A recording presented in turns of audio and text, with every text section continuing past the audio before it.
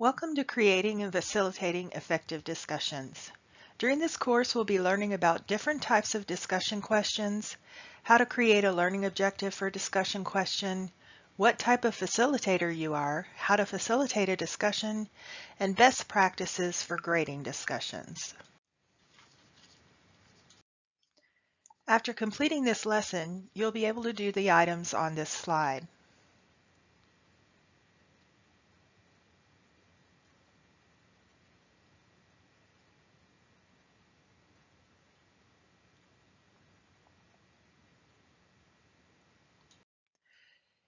Before constructing your discussion question, consider what the learning objective will be. The learning objective answers the question, what do you want your students to be able to do, know, or value as a result of participating in the discussion? Use Bloom's taxonomy to help you construct your learning objective. For instance, in a freshman English class, imagine that you're studying emphatic writing. After participating in the discussion, you want your students to know how to describe emphatic writing and also be able to write emphatically. The learning objectives for this discussion then are describe emphatic writing and write emphatically. On Bloom's taxonomy, these objectives fall in the categories of understand and apply. Which objective best describes the outcome Andrew is looking for?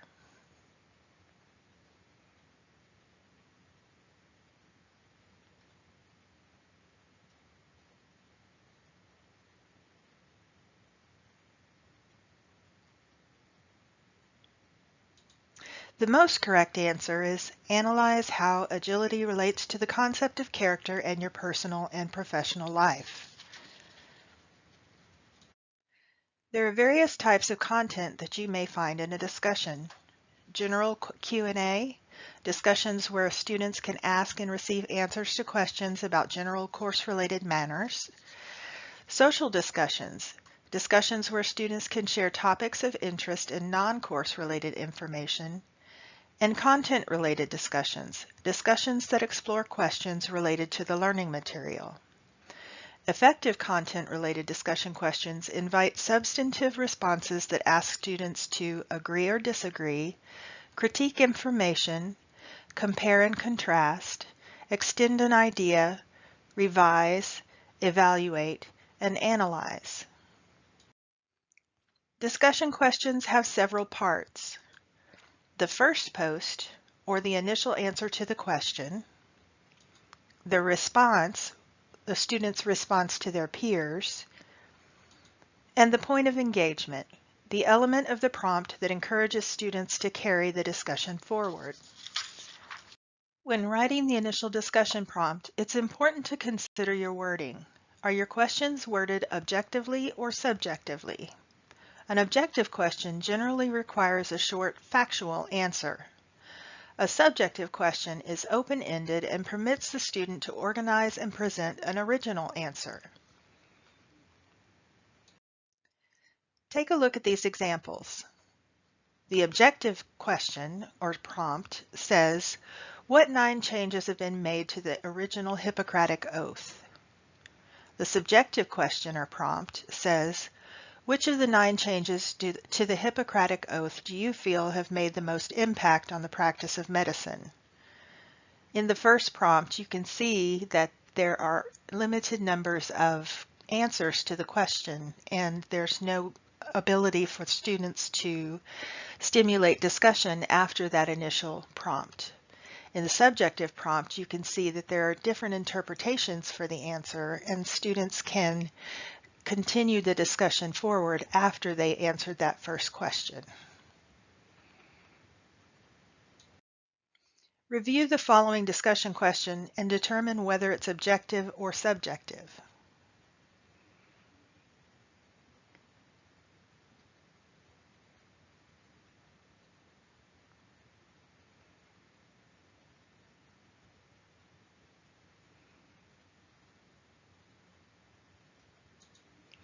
This question is an objective question.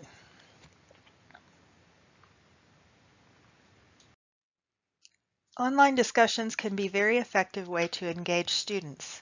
They're flexible, not limited by time or space. Students can use discussions as preparation for other class activities. Online discussions simultaneously reach different types of learners, enabling introverted learners time to process a response and extroverted learners time to reflect on their thoughts before answering. Online discussions can also be an opportunity for students to give and receive feedback on their work. Finally, because discussions are saved, conversations can be reviewed for studying and reflection purposes. An effective discussion question will contain several elements. It will stimulate higher order thinking. The prompt will be written so that it challenges students to critique, evaluate, collaborate, analyze. Review Bloom's taxonomy to identify how you want your students to perform in the discussion. It will align with the objective. Ensure that students are asked to demonstrate what you stated in your objective. It will have a subjective prompt. This invites students to organize and present an original answer. It will have a point of engagement. This is the aspect of the prompt that invites engagement between the first post and the response to the post. It will have a second prompt.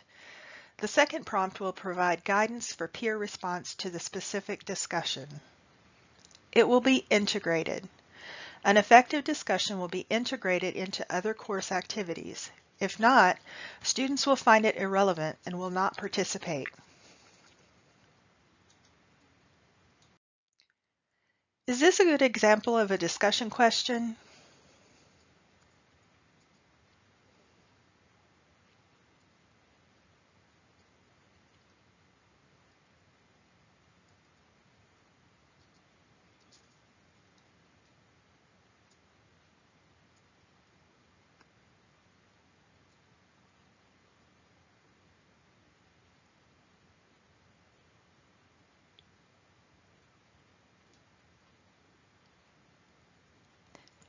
The answer is yes. First, the question aligns with the learning objectives. In the first prompt, it asks students to write emphatically. In the second, it asks students to analyze examples of emphatic writing in their peers' writing. It has a subjective prompt that asks the student to create an original answer.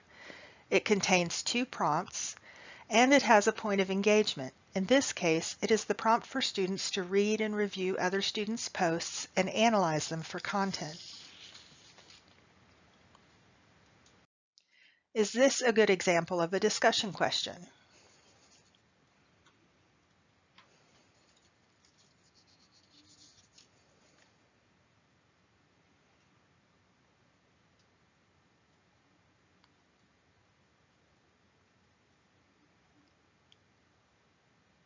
No, this is not a good example of a discussion question.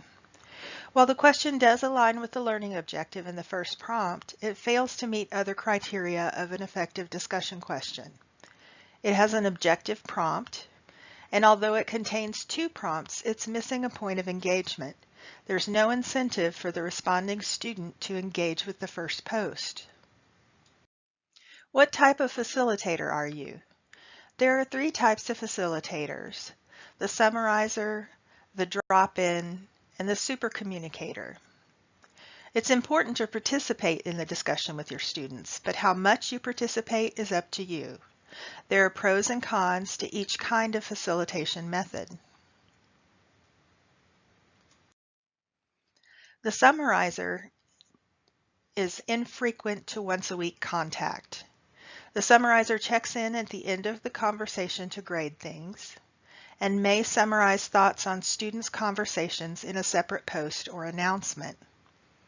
Some of the pros are that students are free to take conversation in new directions, which encourages independence. Some of the cons are that students may feel alone, and the summarizer has lost a chance to correct misinformation immediately.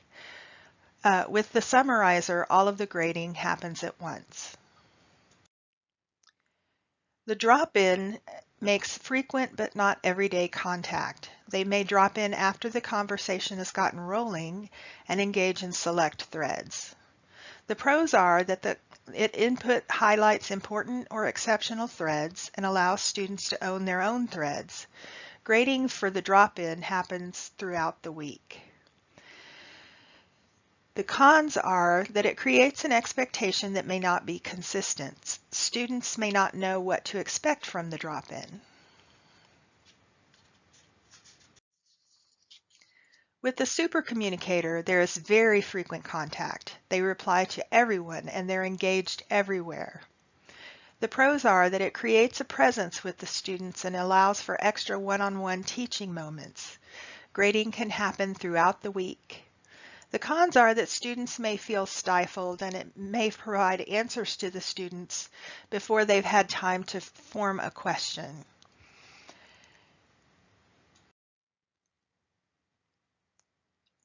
Do you recognize yourself in one of the facilitator types?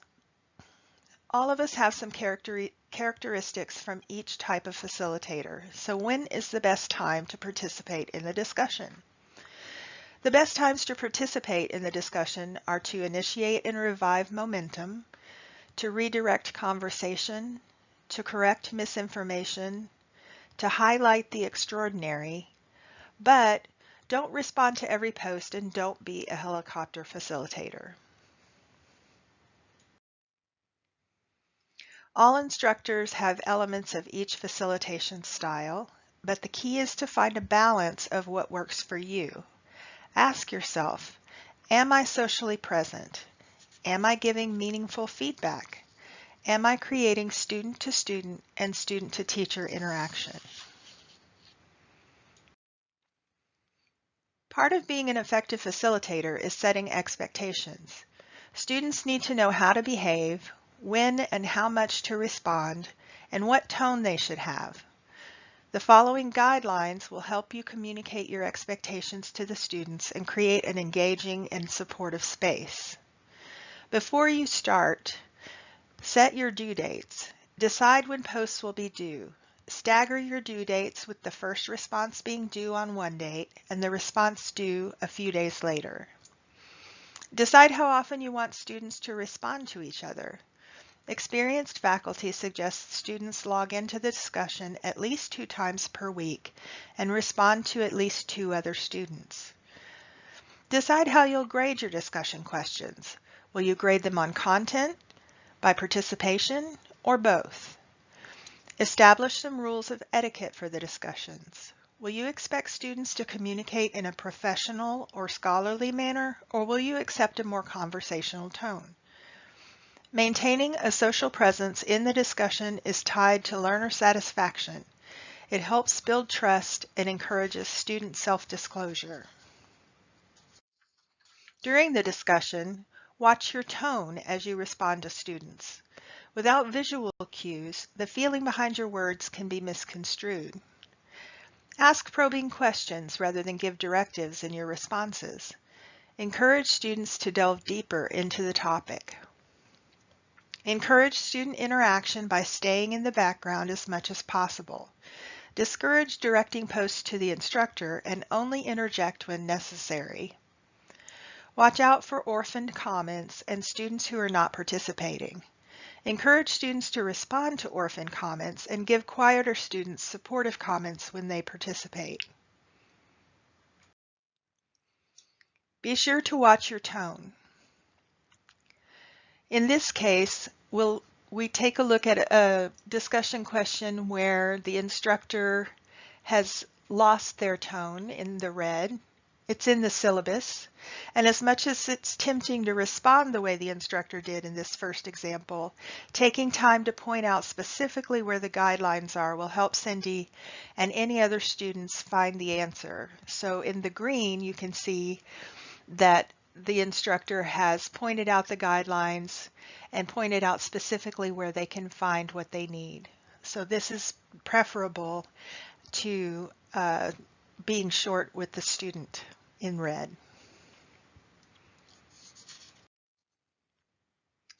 When providing feedback, find opportunities to broadcast a message to the entire class. Think about moments in class when you have teachable moments. Broadcasting is similar to sharing a teachable moment with the class in an individual response. For example, in this question, what type of study process have you used in the past? Tell us whether this process was effective or ineffective and why you think that was the case. With Bill, he says, I don't really think I have a studying process. I just study, you know? The instructor broadcasts to the class, hello class. It can be difficult to describe a process that's natural for most people. So here's something I'd like everyone to try. Pretend that it is 1 week before the midterm in a difficult class.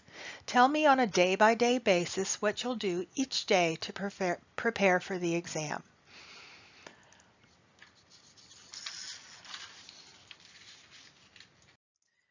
Unlike broadcasting, narrowcasting is a message directed at an individual student.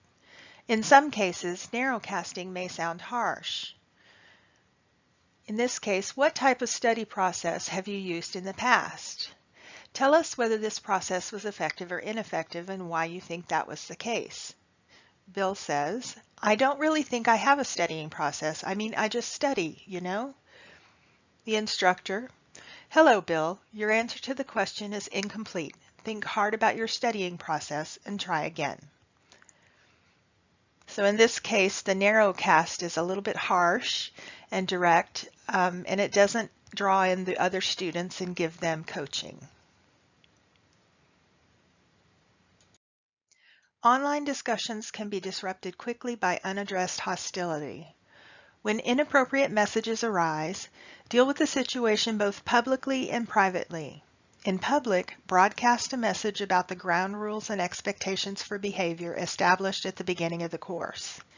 In private, email or phone the student to address the behavior more specifically. In all situations, remember to address them diplomatically. How would you respond in this situation? The discussion question is, what type of study process have you used in the past? Tell us whether this process was effective or ineffective and why you think that was the case. Bill's response, I don't really think I have a studying process. I just study, you know? And Cindy's response, for God's sake, how hard can it be for you to tell us how you study? It's not like you're being asked to give us the meaning of life. So your response would be? Let's see if it looks anything like this. So this instructor decided to broadcast to the class, hello class, as you know from the communication section of the course syllabus, my aim is for us to always communicate in a professional and respectful manner, in which no one is ever attacked for presenting an idea. Let's do our best to keep this in mind as we move forward. Cindy, please see the email I've sent to your inbox. In public, she broadcasted a message about the ground rules and expectations for behavior established at the beginning of the course. In private, she mentioned that she's going to email Cindy, and the class knows that she's emailing Cindy. And she also maintained a diplomatic tone in her response to the class and to Cindy. The following are some considerations when you're grading your discussions. Determine whether participation counts towards your grade. Determine how frequently you want to check your discussions. Identify a tracking method that's going to work for you, whether you're going to keep your daily, weekly, or biweekly checking method in a spreadsheet or a table, or whether you're going to let the LMS check that for you. Also, you want to create a rubric that ensures that evaluation is consistent. You can see over here on the right that we have a rubric for our grading discussions. The rubric should contain both qualitative and quantitative criteria. Be sure to share the rubric with the class from the beginning. And here are the references that I consulted when I was creating this mini lecture. Both of them are very good. I would recommend reading the Cornell University Center for Innovation, Teaching Innovation. They have a lot of good resources in addition to this online discussions resource. So if you want to learn more about teaching innovation, this is definitely something you would want to check out. And I recorded this mini lecture using PowerPoint with Office 365 on my local machine. I turned off the video camera, but you can also record mini lectures using the video camera. So if you're interested in finding out more about that, you can come see Danielle Hennington, and I will help you learn how to do a mini lecture.